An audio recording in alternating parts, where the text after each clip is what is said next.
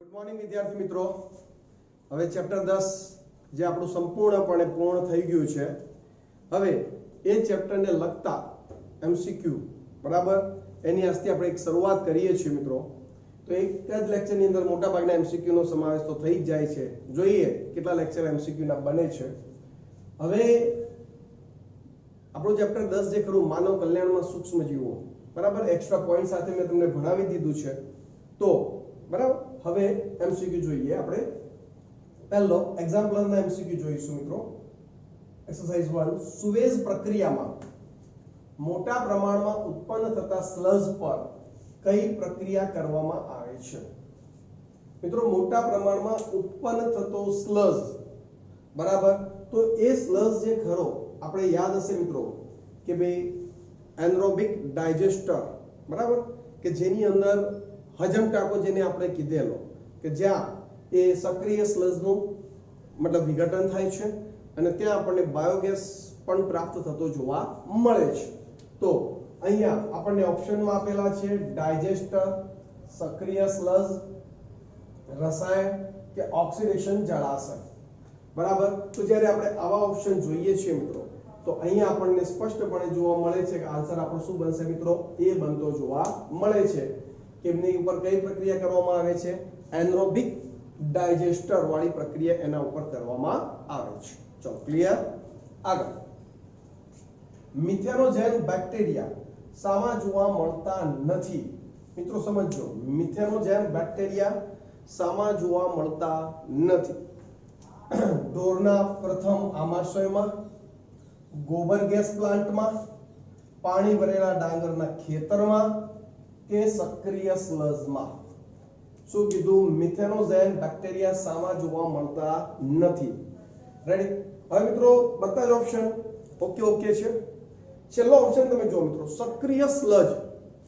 સક્રિય સ્લજ એટલે આપણે જાણીએ છીએ કે જેને આપણે ફ્લોક્સ કહીએ છીએ, જેમાં બેક્ટેરિયા બરાબર અને ફૂગના તંતુઓ બરાબર એ ભેગા મળી સક્રિય સ્લજનું નિર્માણ કરે છે બરાબર. જ્યારે મિથેનોજેન બેક્ટેરિયા એ શું છે મિત્રો?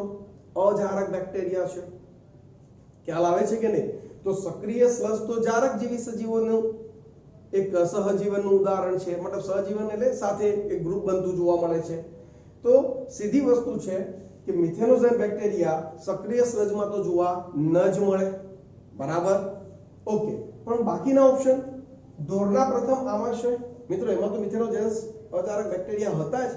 એટલે તો પ્રાણીઓના છાણની અંદર આપણને મળમૂત્રમાં મળી આવતા. ગોબર ગેસ પ્લાન્ટમાં એમાં તો આપણે એનો ઉપયોગ કરીએ છીએ બરાબર કે નહીં? પાણી ભરેલા ડાંગરના ખેતરમાં. હવે જો આવા MCQ આવે મિત્રો, તમે એમ જોઈ લઈએ તો આ બંનેનો ઉલ્લેખ તો તમારા માટે નોર્મલ છે. આ બે ઓપ્શન જે ખરા એમાં તમને કન્ફ્યુઝન થઈ શકે બરાબર. તો આવા MCQ માં મિત્રો પહેલા તો ખાસ કે ચલો ઓકે આ બેમાં તો તમે એને જાણો છો, પણ બીજા બે ઓપ્શનમાં એવી એક સ્થિતિ બને કે એક ઓપ્શન તમારે NCERT માં ઉલ્લેખ કરેલો જ હોય કે એમાં નથી, અને ચોથો ઓપ્શન એવો આપે જે બહારનો હોય. એટલે તમે કન્ફ્યુઝ થાવ કે આમાં પણ હોય કે ન હોય. પણ તમને એક ઓપ્શન આપી દીધો છે કે જેની અંદર નથી જ, તો પછી તમે સિલેક્શન એનું જ કરો ને. ખ્યાલ આવી ગયો?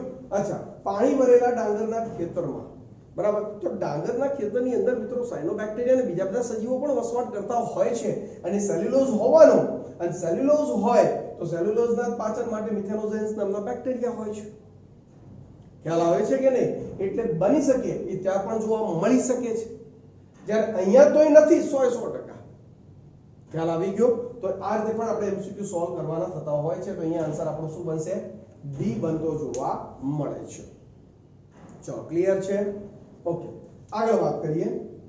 સક્રિય સ્લજ ફ્લોક્સમાં ઓક્સિજનની પ્રાપ્તિ ઘટતા શું થશે? મતલબ સક્રિય સ્લજ જે આપણું ફ્લોક્સ છે એને ઓક્સિજનની પ્રાપ્તિ ઘટતા શું થાય છે બરાબર? કાર્બનિક દ્રવ્યોના વિઘટનનો દર ધીમો પડશે બરાબર. ફ્લોક્સનો માધ્યમ ભાગ ઓક્સિજન વિહીન બનતા ફ્લોક્સ તૂટશે અને બેક્ટેરિયાનો નાશ થશે. આગળ ફ્લોક્સનું કદ વધશે અને અજારક બેક્ટેરિયા ફ્લોક્સની આસપાસ વૃદ્ધિ પામશે. અજારક બેક્ટેરિયા ફ્લોક્સની આસપાસ વૃદ્ધિ પામે ખરા, પરંતુ ફ્લોક્સનું કદ ન વધે, કારણ કે એ તો જારક જીવી છે અને તમે એને અજારક માધ્યમમાં રાખવાની વાત કરો છો, એટલે આ વાક્ય તો છે જ નહીં. મોટા પ્રમાણમાં પ્રજીવોની વૃદ્ધિ થશે, પણ પ્રજીવની વાત તો અહીંયા ક્યાંથી આવી ગઈ? એટલે સી અને ડી તો છે જ નહીં મિત્રો, સમજી લેજો. રેડી? ઓકે. હવે પહેલી વાત કરી, પહેલી ને બીજા. કાર્બનિક દ્રવ્યોના વિઘટનનો દર ધીમો પડે, બરાબર. બીજું, ફ્લોક્સનો માધ્યમ ભાગ એટલે કે મધ્યમનો ભાગ, ફ્લોક્સનું જે બંધારણ છે એ ઓક્સિજન વિહીન બનતા ફ્લોક્સ તૂટશે અને બેક્ટેરિયાનો નાશ થશે.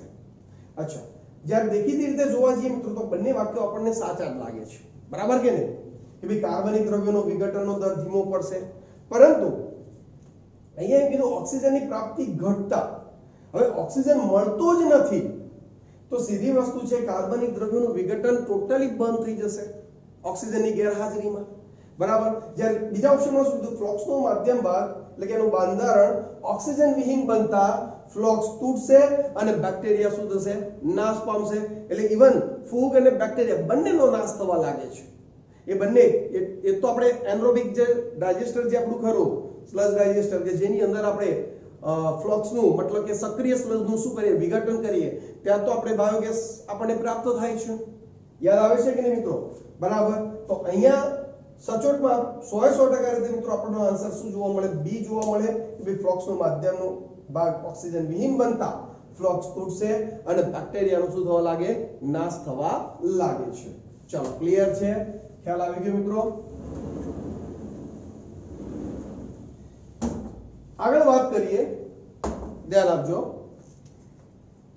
પશુઓના ઉત્સર્ગ દ્રવ્યોમાંથી, સમજો મિત્રો, પશુઓના ઉત્સર્ગ દ્રવ્યોમાંથી મિથેન ઉત્પન્ન કર્યા બાદ અવશેષ રહેલ ભાગ ખાલી જગ્યા. પશુઓના ઉત્સર્ગ દ્રવ્યોમાંથી મિથેન ઉત્પન્ન કર્યા બાદ મતલબ તમે બાયોગેસ પ્લાન્ટમાં એ પશુઓના મળ મૂત્રને લઈ ગયા અને એમાંથી તમે ઉપયોગ કરી બાયોગેસ ઉત્પન્ન કરી લીધો છે. સમજો મિત્રો, તમે બાયોગેસ પ્રાપ્ત કરી લીધો છે. રેડી? તો અવશેષ રહેલો ભાગ ખાલી જગ્યા છે, એને શું તમે બર્ન એટલે કે બાળવા માટે ઉપયોગ કરો છો મિત્રો? રેડી? કે ભાઈ બેરિડ ઇન લેન્ડફિલ્સ એટલે કે જમીનમાં દાટવા માટે એનો ઉપયોગ કરો છો, બરાબર. યુઝ એઝ મેન્યોર એટલે કે ખાતર તરીકે એનો ઉપયોગ કરો છો, કે યુઝ ઇન સિવિલ કન્સ્ટ્રક્શન એટલે કે બાંધકામમાં ઉપયોગ કરો છો. મતલબ કે તમે કોની અંદર એનો ઉપયોગ કરો છો મિત્રો? તો કે યુઝ ઇન મેન્યોર મતલબ કે ખાતર તરીકે. યાદ છે ને, સેન્દ્રીય ખાતર તરીકે આપણને ઉપપેદાશ તરીકે આપણે બાયોગેસ પ્લાન્ટને લઈ શકીએ છીએ, બરાબર. જે આપણે ઓલરેડી ભણી ગયા છીએ. તો આપણો આન્સર શું બનશે મિત્રો? અહીંયા સી બનતો જોવા મળે છે. ચલો, ક્લિયર? ખ્યાલ આવી ગયો? આગળ એક્સરસાઇઝ 2, બરાબર. નીટ 2016 ફેઝ 2 માં પૂછાયેલો પ્રશ્ન મિત્રો જુઓ. જૈવ રાસાયણિક ઓક્સિજન માપ એટલે કે BOD, બરાબર ને મિત્રો? ઓકે, બાયોલોજિકલ ઓક્સિજન ડિમાન્ડ એ નીચેના કયા માધ્યમો દ્વારા કચરો મેળવાતા પાણીના માધ્યમમાં થતા પ્રદૂષણ માટે સારો આંક નથી? મતલબ વધારે BOD વધી જાય, પાણીની અંદર ઓક્સિજનની ડિમાન્ડ વધી જાય તો એના માટે કયો ઘટક જવાબદાર છે? પેટ્રોલિયમ ઉદ્યોગ, ખાંડ ઉદ્યોગ, ઘરગથ્થુ કચરાનો ઉદ્યોગ એટલે કે ઘરગથ્થુ કચરો અને ડેરી ઉદ્યોગ, બરાબર. હવે તમે જુઓ મિત્રો, અહીંયા ત્રણ ઉદ્યોગ આપેલા છે, મતલબ ફેક્ટરીઓ આપણે કહી શકીએ. જ્યારે અહીંયા ઘરગથ્થુ કચરો છે, બરાબર. ઘરગથ્થુ કચરામાં મિત્રો કાર્બનિક કચરો વધારે હોય, બરાબર. જ્યારે ફેક્ટરીની અંદરથી મિત્રો રસાયણોની માત્રા વધારે હોય, બરાબર. તમારે કેમિસ્ટ્રીમાં ટોપિક આવતો જ હશે મિત્રો, BOD એવો જ એક COD પણ છે, બરાબર. કેમિકલ ઓક્સિજન ડિમાન્ડ, COD, બરાબર. તો અહીંયા મિત્રો ખાસ એક સમજવા જેવી બાબત છે કે જે COD જે કરો એટલે કેમિકલ સાથે સંકળાયેલો આપણે કહીએ ને, તો એની સાથે મિત્રો પેટ્રોલિયમ, ખાંડ ઉદ્યોગ, ડેરી ઉદ્યોગ સંકળાયેલા છે, બરાબર. પણ જે કાર્બનિક કચરો કે જે આપણે કહીએ ઘરગથ્થુ કચરો કે જેમાંથી આપણે એમ કહી શકીએ કે જે એઠવાડ જે કહેવાય, બરાબર, મળ જે બધું એ ભળે છે પાણીની અંદર અને જે પાણી પ્રદૂષિત થાય છે જેના કારણે BOD વધી જતો હોય છે, તો એ ઘરગથ્થુ કચરાને લીધે, બરાબર, તો અહીં આપણો આન્સર શું બનશે મિત્રો? સી બનતો જોવા મળે છે. ચલો ક્લિયર.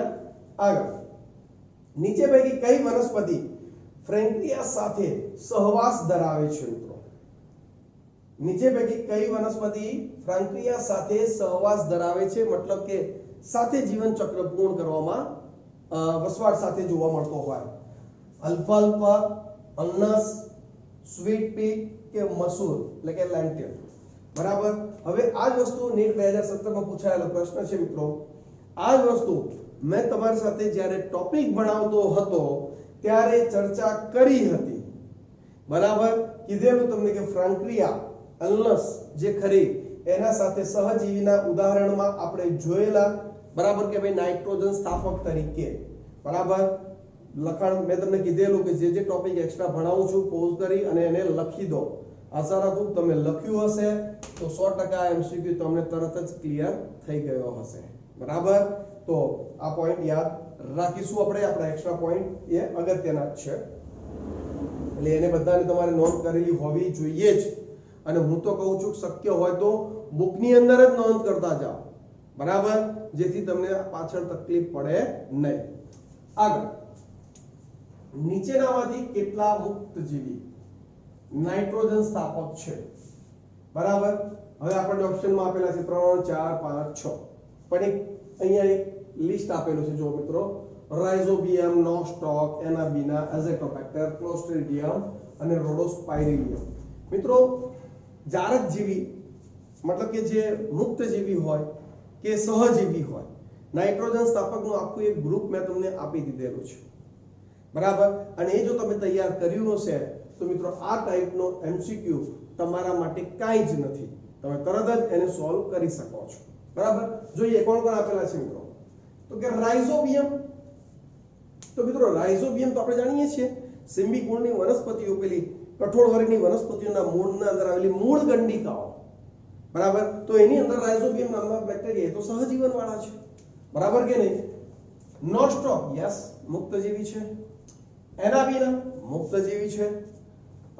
એઝેટોબેક્ટર એ પણ મુક્તજીવી છે, યાદ છે મિત્રો. અને ક્લોસ્ટ્રીડિયમ એ પણ મુક્તજીવી. અને રોડોસ્પાઇરિલિયમ. મિત્રો આખો ચાર્ટ મેં તમને લખાવેલો છે. પાંચે પાંચ એ મુક્તજીવી આપણે એમ કહી શકીએ નાઇટ્રોજન સ્થાપક બેક્ટેરિયા છે. બરાબર કે નાઇટ્રોજન સ્થાપક સજીવો છે. બરાબર, તો તમે ખાસ અહીંયા 5 આપણો મળે છે તો એનો મતલબ આપણો આન્સર શું થશે મિત્રો? સી. એટલે કે પાંચે પાંચ નોસ્ટોક, એનાબિના, એઝેટોબેક્ટર, ક્લોસ્ટ્રીડિયમ અને રોડોસ્પાઇરિલિયમ એ પાંચે પાંચ મુક્તજીવી નાઇટ્રોજન સ્થાપક સજીવો છે. ચલો ક્લિયર મિત્રો. જુઓ આવા એમસીક્યુ થોડા કરવા માટે મેં તમને જે ચાર્ટ બનાવ્યા છે, જે એક્સ્ટ્રા વર્ક કરાવ્યું છે એને 100% તૈયાર કરજો. બરાબર, આળસ નહીં રાખતા. ખ્યાલ આવે છે કે નહીં? આળસ રાખશો તો એ આળસ તમને જ આગળ તકલીફ આપી શકે છે. બરાબર, અત્યારે જે લોકો સારી મહેનત કરી રહ્યા છે એમના ગુજકેટના માર્ક્સ બી સારા આવ્યા છે, એમની નીટ એક્ઝામ પણ સારી જવાની છે. પણ એના માટે મિત્રો રેગ્યુલર રોજે રોજની મહેનત કામમાં આવે છે. બરાબર, ઓકે.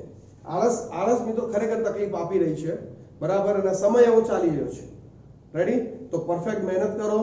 બરાબર, કચાશ નહીં રાખો. આપણી એક જવાબદારી બને છે કે આપણે 12 સાયન્સમાં આવી ગયા છીએ તો આપણે એ પ્રમાણે વર્ક કરીએ. બરાબર, સર જોઈ નથી રહ્યા કે પેરેન્ટ્સને આપણે એટલું આપણા ઉપર ધ્યાન ના આપી શકતા હોય તો આપણી એક જવાબદારી બને છે કે આપણે આપણું કામ કરી લઈએ. બરાબર, આગળ નીચેનામાંથી કયા સહજીવી નાઇટ્રોજન સ્થાપક છે? પેલા મુક્તજીવી હતા મિત્રો, તો અહીંયા કેવો છે? સહજીવીની વાત કરી છે. બરાબર, અહીંયા પણ એક ગ્રુપ આપેલું છે મિત્રો. રાઇઝોબિયમ, નોસ્ટોક, એનાબિના, ફ્રેન્કિયા, એઝેટોબેક્ટર, એઝોસ્પાઇરિલિયમ અને ક્લોસ્ટ્રીડિયમ. હવે મિત્રો સહજીવીની વાત કરીએ તો યાદ કરો રાઇઝોબિયમ સહજીવી છે. નોસ્ટોક પણ મેં તમને સહજીવીમાં મતલબ નોસ્ટોક પોતે મુક્તજીવી છે પણ ઘણીવાર એ પણ સહજીવી જીવન ચક્ર પૂર્ણ કરતા હોય છે તો એની પણ ચર્ચા મેં કરેલી. એના વિના પણ એવું જ છે મિત્રો. બરાબર, ફ્રેન્કિયા વાળો તો એમસીક્યુ હમણાં જ જોઈ ગયા આપણે. બરાબર ને? પણ એઝેટોબેક્ટર, એઝોસ્પાઇરિલિયમ અને ક્લોસ્ટ્રીડિયમ આ ત્રણ કેવા છે તો કે આ સંપૂર્ણપણે મુક્તજીવી છે. મતલબ કોઈ પણ પ્રકારનો કોઈ વસવાટ સાથે કોઈ બીજા સજીવ સાથે મૂળ તંત્ર સાથે આ લોકો સહજીવન દર્શાવતા નથી. તો આ ત્રણ મુક્તજીવી છે. જ્યારે રાઇઝોબિયમ, નોસ્ટોક, એનાબીના અને ફ્રેન્કલિયા એ ચાર એક સમય આપણને સહજીવી જીવન ચક્ર પૂર્ણ કરતા મળે છે જોવા. તો અહીંયા આપણા ચાર જે જોવા મળે છે એના આધારે આપણો આન્સર શું બનશે મિત્રો? B4 બનતો જોવા મળે છે. આમાં પણ આ બધા જ સજીવો કયા કયા સજીવો સાથે જોડાયેલા છે એની ચર્ચા પણ આપણે કરી ગયા છીએ. એનો ચાર્ટ પણ છે મિત્રો, તમે ખાસ જોઈ લેજો અને લખ્યો હશે તો એક્ચ્યુઅલી આ એમસીક્યુ તમને એમ જ થશે કે સર આવા એમસીક્યુ કેમ કરાવે છે, આ તો એકદમ સરળ છે બરાબર, પણ એના માટે બધા ટોપિક તૈયાર કરવા પડશે, બધા એક્ઝામ્પલ તૈયાર કરવા પડશે. આગળ એક્સરસાઇઝ 6 ની અંદર મિત્રો તમે જુઓ બહુ જ ઓછા એમસીક્યુ છે મિત્રો, બહુ સરળતાથી સોલ્વ થઈ જાય તેવા એમસીક્યુ છે આ ચેપ્ટરમાં. સામાન્ય પાણીની સાપેક્ષમાં સીવેજ કચરાથી પ્રદૂષિત પાણીનો BOD ખાલી જગ્યા. સમજો મિત્રો, સામાન્ય પાણીની સાપેક્ષમાં સીવેજ કચરાથી પ્રદૂષિત પાણી, તો સીધી વસ્તુ છે કાર્બનિક કચરો વધારે છે, એનો મતલબ એનો BOD પણ કેવો હશે? વધુ હશે. અને એમ કીધું હોય કે એમાં ઓક્સિજનની માત્રા, તો કે ઓછી છે. BOD વધુ, ઓક્સિજન ઓછો, બરાબર. કારણ કે BOD વધુ એનો મતલબ જ છે કે બાયોકેમિકલ ઓક્સિજન ડિમાન્ડ, એને ઓક્સિજનની જરૂર છે કારણ કે ઓક્સિજન ઓછો છે. ઓક્સિજન વધુ, BOD ઓછો, કોકની માંગ ઘટી ગઈ. ખ્યાલ આવે છે કે નહીં? તો અહીંયા સામાન્ય પાણીની સાપેક્ષમાં સીવેજ કચરાથી પ્રદૂષિત પાણીમાં BOD કેવો હોય મિત્રો? વધુ જ હોય ને. રેડી? ઓછો નહીં, સામાન્ય નહીં, શૂન્ય નહીં, બરાબર. એટલે BOD કેવો આવશે? વધુ આવે છે. ચલો, ક્લિયર છે? ખ્યાલ આવી ગયો મિત્રો અહીંયા સુધી? રેડી? વિદ્યાર્થી મિત્રો, આગળનો આપણો એક્સરસાઇઝ 4 નો MCQ છે કે નીચેનામાંથી કેટલી એક કોષી ફૂગ છે. હવે મિત્રો તમને મેં લાસ્ટ જ્યારે ચેપ્ટર પૂરું થયું ત્યારે ફૂગનું પણ એક લિસ્ટ આપી દીધેલું કે ભાઈ કેટલી ફૂગ એક કોષી છે અને કેટલી ફૂગ બહુકોષી છે. જે વિદ્યાર્થીઓએ ઉતાવળમાં એ લિસ્ટ લખ્યું ન હોય તો પ્લીઝ એને એડ કરી લેજો બુકની અંદર જ, બરાબર. એટલે તમે જ્યારે NCERT વાંચો મિત્રો, આ ચેપ્ટરની અંદર એટલું વધારે નોર્મલી ડીપમાં ન હોય, બહુ ઓછા ટોપિક છે, તો એને બુકમાં જ એડ કરી દેવા કે જ્યારે આપણે બુક વાંચતા હોઈએ ત્યારે સરળતાથી આપણી સાથે જોડાઈ જાય. તો કે નીચેનામાંથી કેટલી એકકોષી ફૂગ છે? બરાબર. તો કે પેનિસિલિયમ, તો કે બહુકોષી છે, યાદ છે મિત્રો. સેકેરોમાઇસિસ સેરિવિસી એકકોષી છે. એસ્પરજીલસ ફરી પાછી બહુકોષી છે. આસિબિયા ગોસિપી એ પણ બહુકોષી છે. ટ્રાઇકોડર્મા એ એકકોષી ફૂગ છે અને મોનોક્સ પુર્પુરિયસ એ પણ એકકોષી ફૂગ છે. તો અહીંયા તમે જોઈ શકો છો એક સેકેરોમાઇસિસ સેરિવિસિસ, ખ્યાલ આવે છે કે નહીં મિત્રો? બીજી કઈ મિત્રો? તો કે ટ્રાઇકોડર્મા. ત્રીજી કઈ? તો કે મોનોસ્કસ પુર્પુરિયસ. તો આ ત્રણ ફૂગ એવી છે મિત્રો જે એકકોષીય છે. કેવી છે મિત્રો? એકકોષીય ફૂગ. એટલે આપણો આન્સર શું બનશે? B બોમ્બે, કે જેની અંદર આપણને 3 આપેલી છે. ચલો, ક્લિયર?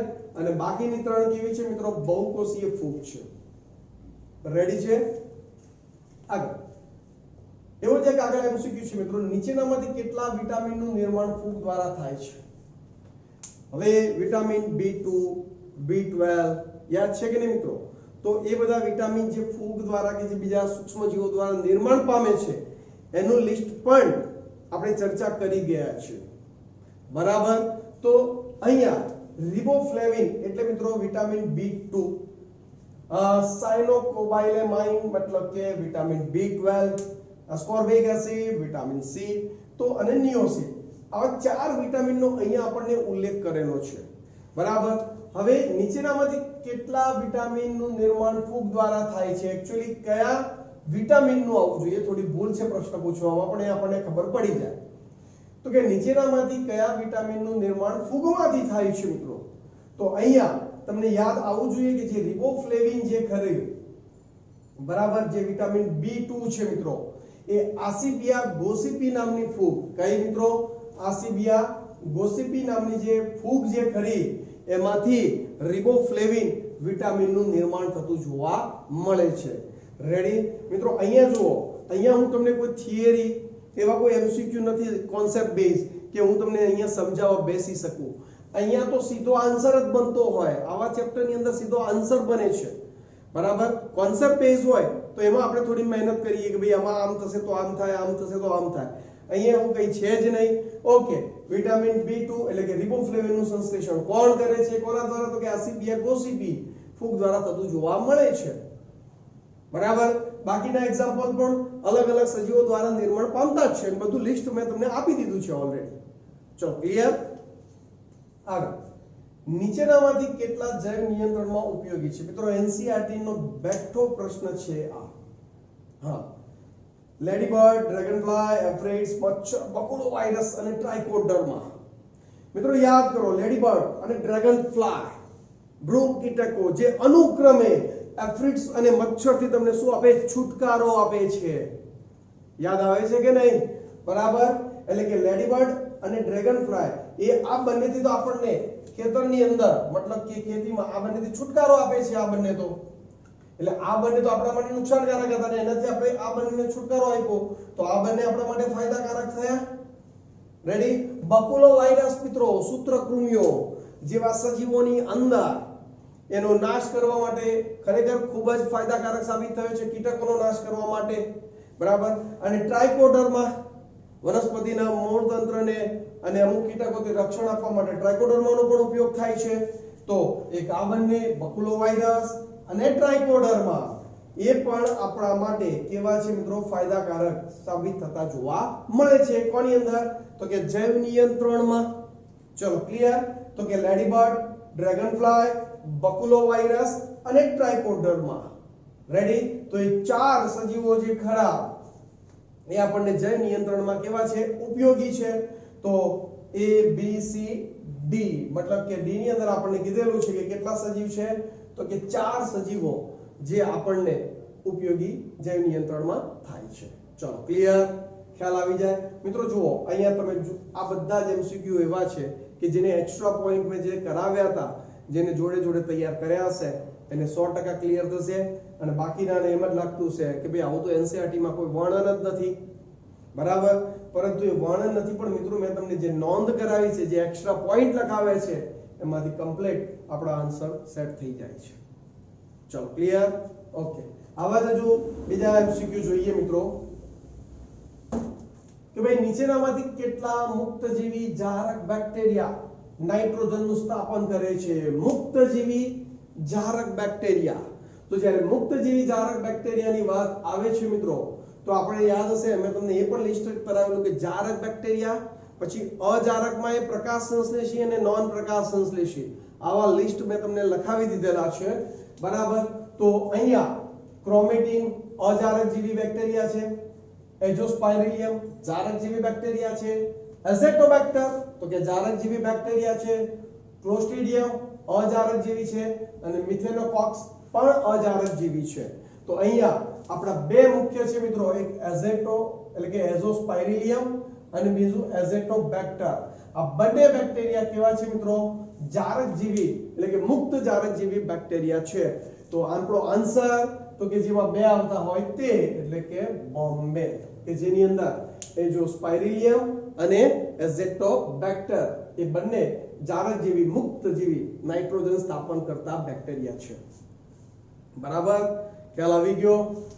આગળ, નીચેનામાંથી કેટલા પ્રકાશ સંશ્લેષી અજારક બેક્ટેરિયા નાઇટ્રોજનનું સ્થાપન કરે છે? કેટલા પ્રકાશ સંશ્લેષી અજારક બેક્ટેરિયા મિત્રો બરાબર જે નાઇટ્રોજનનું શું કરી શકે? સ્થાપન કરે છે. રેડી. ક્રોમેટિયમ યાદ કરો, મેં લિસ્ટમાં લખાવેલું તો કે હા. એઝોસ્પેરિલિયમ તો કે ના. રેડી, એ તો જારકજીવી હતા. બરાબર, અહીંયા આપણને અજારકજીવી કીધા છે. એઝેટોબેક્ટર એ પણ કેવા છે મિત્રો? જારકજીવી છે. આપણે તો અજારકજીવી અને એમાં પણ કેવા? પ્રકાશ સંશ્લેષી લેવાના છે. બરાબર, ક્લોસ્ટ્રીડિયમ અજારકજીવી ખરા પણ નોન પ્રકાશ સંશ્લેષી છે. રેડી, અને રોડોસ્પાઇરિલિયમ તો કે યસ પ્રકાશ સંશ્લેષી અજારક બેક્ટેરિયા છે. મતલબ બે અહીંયા આપણને જોવા મળે છે, ક્રોમેટિયમ અને રોડોસ્પેરિલિયમ. બરાબર, તો એ બંને આપણે એમ કહી શકીએ કે આપણા આન્સર બને છે. મતલબ કે બોમ્બે કે જેની અંદર બે નો ઉલ્લેખ કરેલો છે. રેડી, એટલે કે નીચેનામાંથી કેટલા પ્રકાશ સંશ્લેષી અજારક બેક્ટેરિયા નાઇટ્રોજનનું સ્થાપન કરે છે? તો કે ક્રોમેટિયમ અને રોડોસ્પાઇરિલિયમ. બરાબર, એટલે આપણો આન્સર શું આવશે મિત્રો? 2, એટલે કે બી બોમ્બે, કે જેની અંદર 2 આપણને આપેલા છે. તો અહીંયા મિત્રો જુઓ, આ જે બધા MCQ આપણે જોયા છે, ખાસ કરીને છેલ્લે જે પૂછાયેલા, બરાબર, તો બેક્ટેરિયા, ફૂગ, જારકજીવી બેક્ટેરિયા, અજારક બેક્ટેરિયા પાછા પ્રકાશ સંશ્લેષી, નોન પ્રકાશ સંશ્લેષી, બરાબર, મુક્તજીવી, એ આપણે એમ કહી શકીએ મુક્તજીવી બેક્ટેરિયા, સહજીવી બેક્ટેરિયા મતલબ સહજીવી સજીવો નાઇટ્રોજન સ્થાપન કરતા, એકકોષી ફૂગ, બહુકોષી ફૂગ, વિટામિનનું સંશ્લેષણ કરતા કઈ ફૂગ છે, કયા સૂક્ષ્મજીવો છે, આ બધું જ નોલેજ એક્સ્ટ્રા પોઈન્ટ સ્વરૂપે મેં તમને આપી દીધું છે. બરાબર, જો તમે એને પરફેક્ટ કરી નાખશો તો આ ટાઈપના MCQ માં તમને વાંધો આવશે નહીં. ચલો, ક્લિયર છે મિત્રો? Okay, good.